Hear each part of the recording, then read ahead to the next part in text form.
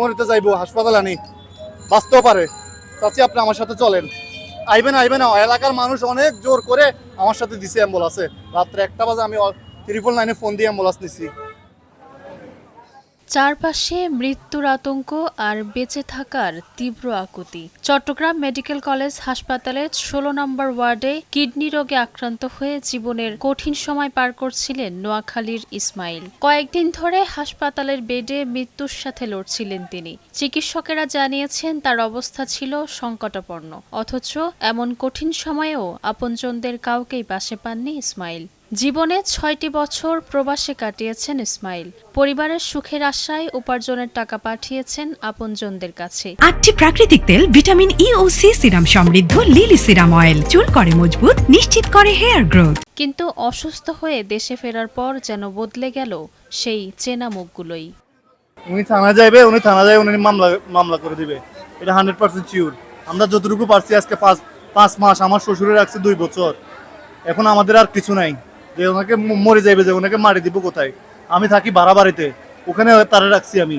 যদি আমার নিজের বাড়ি হইতো তাহলেও আমি একটা মনের বুঝতাম আমার বাড়িতে রয়েছে, হয়তো আমি রাখি, এখানে মারি দিমু। অভিযোগ উঠেছে দীর্ঘদিন ধরে স্ত্রী, সন্তান কিংবা পরিবারের কাছের লোকজন কেউই তেমন খোঁজ খবর নেননি। শেষ পর্যন্ত দুঃসম্পর্কের আত্মীয় এবং এলাকাবাসী এগিয়ে আসেন। নিজের মানুষগুলো দূরে সরে গেলেও তারাই তার চিকিৎসার দায়িত্ব নেন। এরই মধ্যে গতকাল এলাকাবাসীর অনুরোধে ইসমাইলকে এক নজর দেখতে হাসপাতালে আসেন তার স্ত্রী। কিন্তু স্বামীর এমন অসহায় অবস্থাতেও পাশে বসে সেবা করা তো দূরের কথা, তার প্রতি সামান্য সহমর্মিতাও দেখাননি বলে অভিযোগ করেন প্রত্যক্ষদর্শীরা। 3টা ছেলে বিদেশ পাঠাইয়ে বিয়ে দিয়ে 25 লাখ টাকা বাড়ি সম্পদ চুড়াইয়ে তার হচ্ছে বাইরে জমি চুড়ে না কিছু না, বলছে ভাষা বসছি। এখন মুখে পানি দিতে আছে, রাত্রে কান্দাকাটি পড়ে গেছে, এখন বলছি চাচি শেষবারের মতো এসে মাপ চাই, দেখে নেন, জীবনেও মাপ পাইবেন না, কাকা লগে যে অন্যায় করছেন মাপ চাইতে আসেন। পরে আসার অবস্থায় পরে আমি অ্যাম্বুলেন্স একটা ফোন দিছি, দেখি মরিতে যাইবো হাসপাতালে আনি বাঁচতেও পারে। চাচি আপনি আমার সাথে চলেন। আইবেন আইবেন, এলাকার মানুষ অনেক জোর করে আমার সাথে দিছে অ্যাম্বুলেন্সে। রাত্রে 1টা বাজে আমি 999 ফোন দিয়ে অ্যাম্বুলেন্স নিছি, কারণ টাকা যাতে সেফ হয়।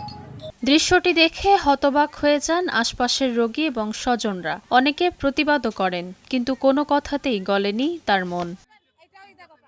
একজন মানুষ জীবনের শেষ প্রান্তে এসে আসলে কি চায়? না অর্থ, না সম্পদ। চায় শুধু আপনজনদের স্নেহ এবং সেবার হাত। চায় কেউ পাশে বসে বলুক, ভয় পেও না, আমি আছি। কিন্তু ইসমাইলের ভাগ্যে সেই আশ্বাসটুকুও জোটেনি। যে মানুষটি পরিবারের মুখে হাসি ফোটাতে বছরের পর বছর প্রবাসে ঘাম ঝরিয়েছেন, শেষ সময়ে সেই পরিবারের কাছেই হয়ে গেলেন যেন অচেনা একজন মানুষ।